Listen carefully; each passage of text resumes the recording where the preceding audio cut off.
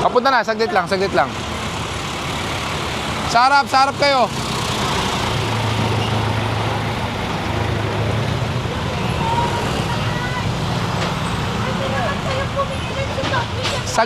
Saglit lang po, ay ano. Madali ako. I need to go to the hospital. Okay, you can just tell it nicely, right? Kanina pa kami nagbubusina. Hindi po, ngayon mo lang binusinan. No. O sige po, go ahead. Tanggalin mo yung isa sa Nakiklearing po. Wala akong pakialam.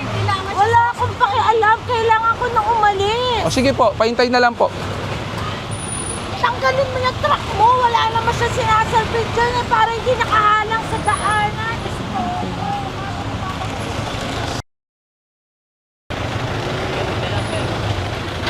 Oo nga eh.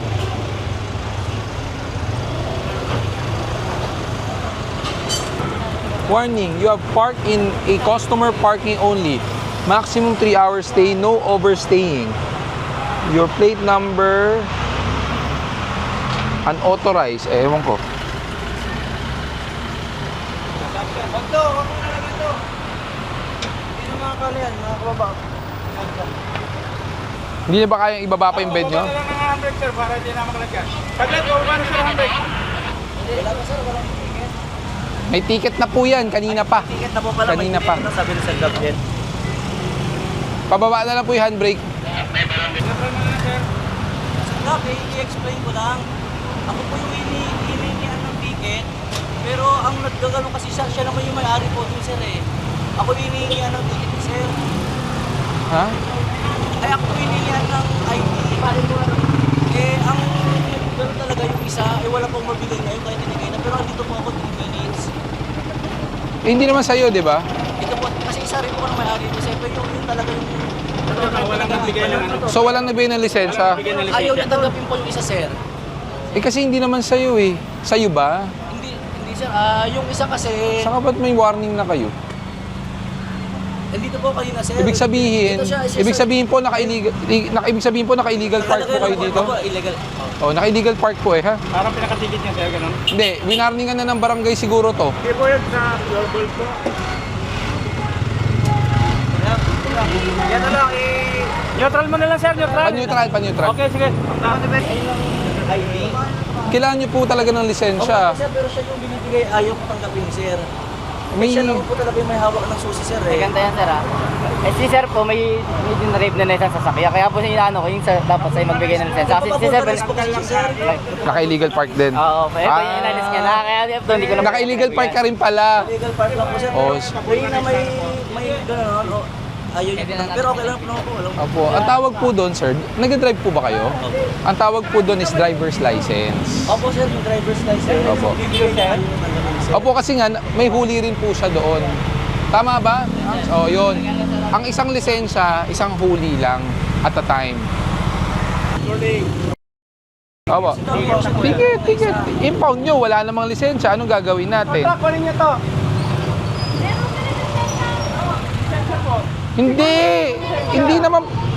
Hindi naman pwedeng kung sino magbibigay ng lisensya. Ay, nagmamaneho siya kanina, di ba? At the time of apprehension, yung driver walang lisensya. Walang helmet. O wala ring helmet. Eh kung papayagan natin kumuha ng lisensya sa loob yan, eh di kahit sino na lang, nahuli, teka lang po, kunin ko lisensya ko sa bahay. Di ba? Hindi ganun. Tow truck, pakikuha nyo tong NMAX. Sino po nagmamaneho niyan? Ate ko umiyak. Kaninong lisensya po yan? So driving without license siya at the time of Ayaw niya magpa-video eh. Hindi, bakit kanina hindi nagbigay ng lisensya? Kinakausap niya, inutusan. Ba't ayaw magbigay ng lisensya kanina? Ako kasi dito kanina. Pinakano namin yung doon. Hindi, sino nagmamaneho kanina? Siya. Oo. Bakit ayaw niya magpakita ng lisensya? Baka kasi mapwede pang kausapin. Pare-pareho kayo na sa barangay. You know the rules. Oo nga sir. Pangalawa, Kasi inutusan ako eh. nasaan yung lisensya niya kanina? Nasa wallet niya, ayaw niya magpa-video sir eh. Hindi yun yung point eh. Bakit ayaw niyo ipakita ang lisensya? Ayaw ko talaga. Umiyak siya. Hindi naman umiiyak, kayo lang umiyak. Sir, ang totoo niyan, ako sumakay dito dahil kukunin pa ang pakuha ko yung... Siya po nagdadrive eh. Oh, siya talaga. Siya Opo. talaga. So wala pong lisensya. Ayaw niya magpakita ng lisensya. So hindi po. Failure to present or refuse to present a valid driver's license is an impoundable offense po yan. Pero magpapatunay siya na. Ma'am. Failure to present or refuse to present a driver's license, impoundable offense po yun. Hindi po naman ganun, may violation kayo, kailangan pa. Ibig na kagad kasi lisensya. Bakit kailangan pang kausapin? Kasi sir, ako talaga sumakay dyan para may papakuha ko doon. Opo, pero the fact is may violation siya. Bakit binigay? Opo, failure to present or refuse to present. Siya nakasakay. Magkano ba ticket niya? Impound po yan. Alam nyo, naguguluhan kayo, hininga mo ko ng 5 minutes. 5 minutes is for illegal parking, hindi po sa driving without the proper helmet and refuse to present a driver's license. Ako naman po sa kanya, kasi inintay ko lang po si Bakit po nyo hintay? Sino po nag-drive? Hindi naman po kayo po. Hindi po ganun. Kayo ang nagmamaneho eh. Impound nyo. Tandaan nyo po, naka-uniforme po kayo, kitang-kita. Tapos kayo pa yung lumalabag. How do we... Nonetheless, Pumunta pa siya rito. sana initially binigay lisensya tapos wala tayong pag-uusapan. Ako, binigay.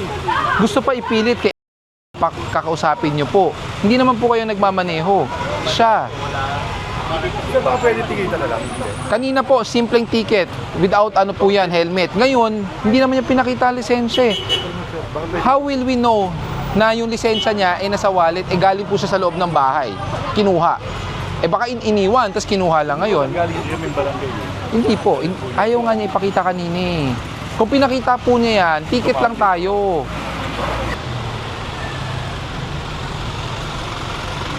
Anong motor?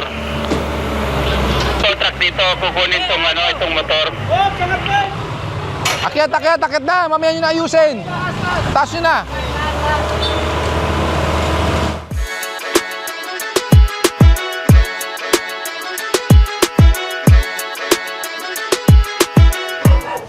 Napakahabang konsiderasyon na po binibigay sa inyo.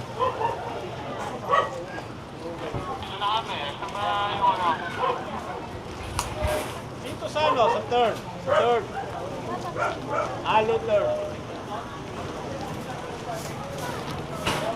Yung mga kalat sa hydrant, tanggalin natin. Ayun o, kung ano man yan. Oh, fire hydrant yan.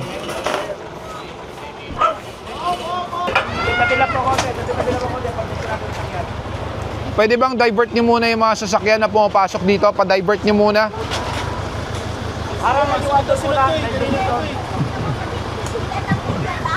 Yung mga private na hindi muna doon. iyan na yan eh. Sige po, masusunod po kayo nanay. Alin po, Nay? Ginagawa ng iyan yan dito. Ah, yan, ihian? Oo, ginagawa ng iyan. Water meter yan. Sir, kahit ako pakiusap ko, naaway lang ako. Nako po. Ay, sir. Sir, pasok ko pa yan doon sa loob. Ako sa'yo papalayan, Nay. Nako po. Sa akin. Paano? Sampan nyo na.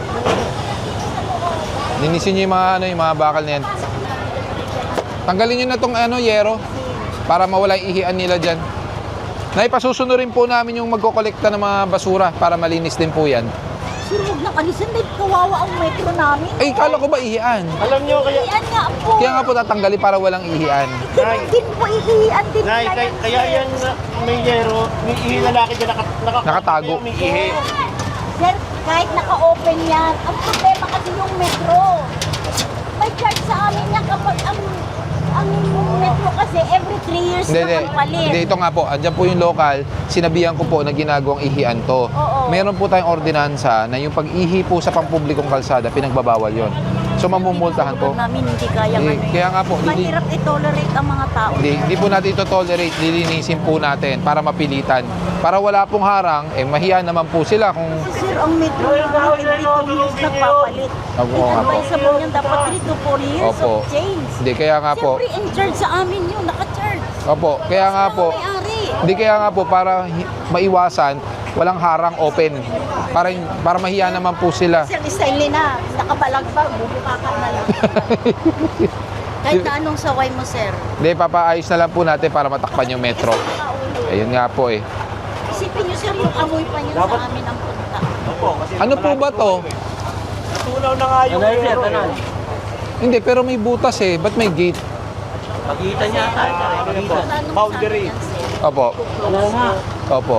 Sa inyo po ba to? Oo. Ngayon, ang sabi ng mga tao, for the convenient ng kapitbahay, Okay. kung magkaroon po ng, halimbawa, sunog, Opo. even the katawan lang nila, pwede silang tumakbo. Pinag-iyaw mo. Paano sila so may daanan po to. Oo, hindi na totaling daanan yung kasi andyan lahat ng mga tubo ng tubig. Isara nyo na, hindi na rin madadaanan eh. Sir, Pakisabihan mo nga yung e-trike na yan, alisin dyan.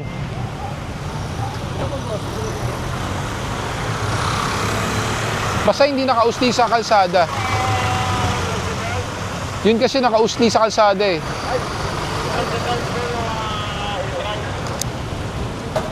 Doon sa harapan may nakikita ako nakasampa sa bangketa eh. Tingnan nyo nga yan.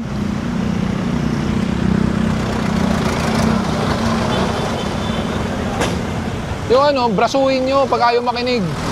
Pag ayaw makinig, bigyan yung pangalan. Kunin yung pangalan.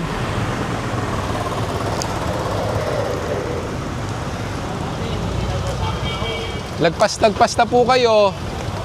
Ito. Yung mga yan. Kunin nyo na. Tanggalin nyo. Tanggalin nyo na.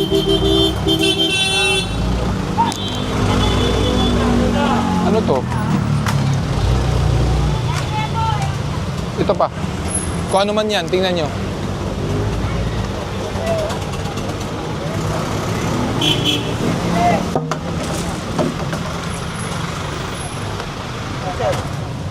Mga kung ano nakatambak. Ano ba ito, sir? Hindi ko rin alam eh. Kaya makagagamit sa dagat to. Hindi. Yan nyo, linisin natin. Ayun o, dyan tinambak ko. Ito tama to. Yan, lagpas. Pasok po natin.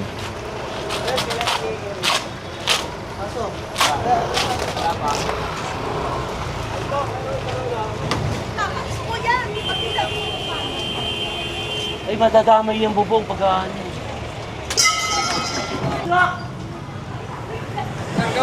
Oh. Good morning po. Oo. Inaano ko sir, kakakanan ko lang doon po. Kasi iminto ako, nagsasad ako, may kumasap tayo sa cellphone. Pakanan po ako nun, nakita niya ako, pakanan po ako eh. Nakikita na ko, pakanan ako nun eh. Galing ako sa Ibanez.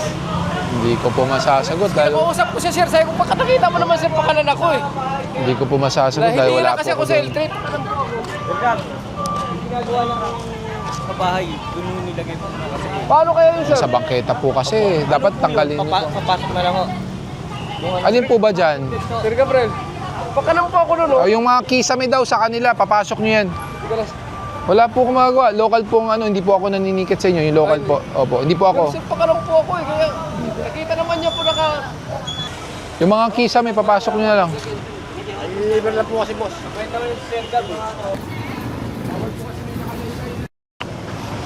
Tama na po yung bubong nyo, hanggang bubong lang. Ito po ba may mapaglilipatan? Sa inyo po ba yan? Eh dapat kayo pa po dapat mag-alis yan unang-una. Hindi, tanggalin nyo na. Town hall meeting sa Friday, tungkol dito. Tanggalin nyo. Huwag nyo na ibabalik.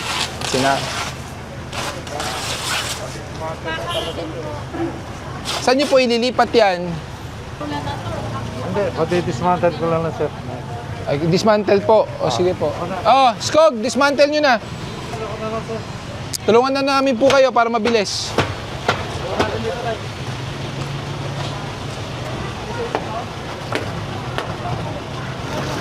Pakipasok po para wala pong kalat.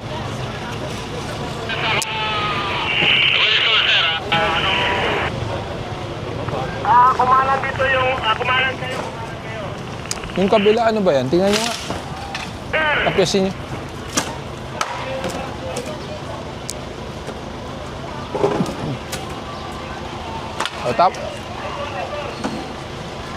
O, Pwede nyo naman isampa. Kung mahirapan kayo kalas, sampan nyo na lang. Kikita nyo na, kanto eh. Ayan na nga yung marka oh. Dapat po yan, klaro. Kahit, yun nga po, ibig sabihin bawal po paradahan. Sir, ba pwede ko ilipat? Basta may lisensya ka, ikaw magpapatikit, walang problema. Wala ko. Ako, 4,000 na naman yan. Wala akong pera. Eh kesa po matow yan, sino po ba magpapatikit sa inyo? Drive eh. Wala po kayong lisensya. Saan yung anak ko pumasok? Yun lang po. Bakit po kasi dyan iniwan? Natow na po ata kayo dati. Oo. Wala naman pa. Galing nga ng dagupan yan eh, binaha. Yun nga po, natow na po dati. Ba't binalik pa rin po dyan? Binaha nga din sa dagupan. So hindi po umaandar yan? Dinala ko na ho sa dagupan yan. Kaso, binaho kami doon, binaha. Kaya binalik ko yung video. Itong kotse na ito, Oo, naklapit nga dito sa nakaparada doon. Eh, yun nga po, nandyan pa rin. Eh, inuwi ko na nga ho eh. Kasi binaha kami sa binaha kami sa Kaya nga po, tinatanong po namin kanina, pinsan daw. Ay sabi ko, Pinsan niya, anak ko. lisensya na lang para matikita may alis. Wala ho eh. Wala ka rin anak lisensya? ko. Nasa school naman yung apo ko. Ayun lang po. Kung sino po magdadrive, dapat siya may lisensya. Opo. Wala dito ako nasa. Niya Yun lang. Pero hindi naman magkaka-record yan eh. Pag pag sinettle nyo kaagad. Kesa matow po yan. Ano na nga? Ako na nga. Paano ba Eh kung ayaw nyo po, itotow na po yan. Huwag na. Kasi wala yung ako. Tulak ka natin, dali. Kailangan po ng lisensya. Wala nga yung anak ko pumasok eh. Kaya nga po. So kung wala pong lisensya, itotow po namin yan. Kasi kanto po yan. Dati natow na po kahit na-clamping.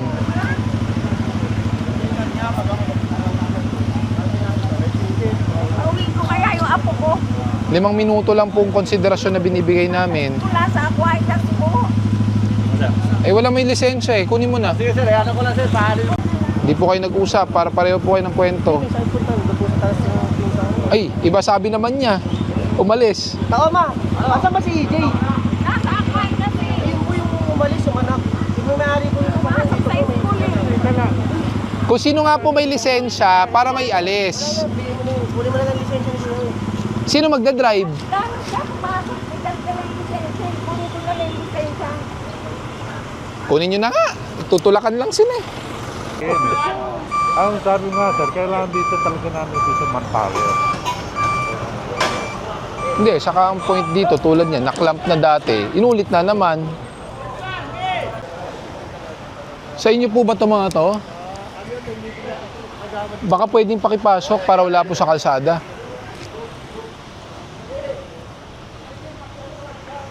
Tara, tara. Malinis. Nakasirit dyan. Wala talaga lisensya. Pabalikin mo muna dito yung flatbed na walang laman. Student permit. O paano ka nagmamaneo na naka-student permit ka? Ha? Kaya nga, kahit naman dala mo yung student permit mo, hindi ka rin pwede magmaneho na mag-isa ka lang. Ang student permit, kailangan may kasama ka non-pro, kaya pro. Gano'ng katagal yung student permit mo? Gano'n pa lang sir, yung August 20 ko pa lang. August, September. Oh, pati ka pa nagpa-non-pro. Ibig sabihin mula September hanggang ngayon nagmamaneho ka nung naka-student permit ka?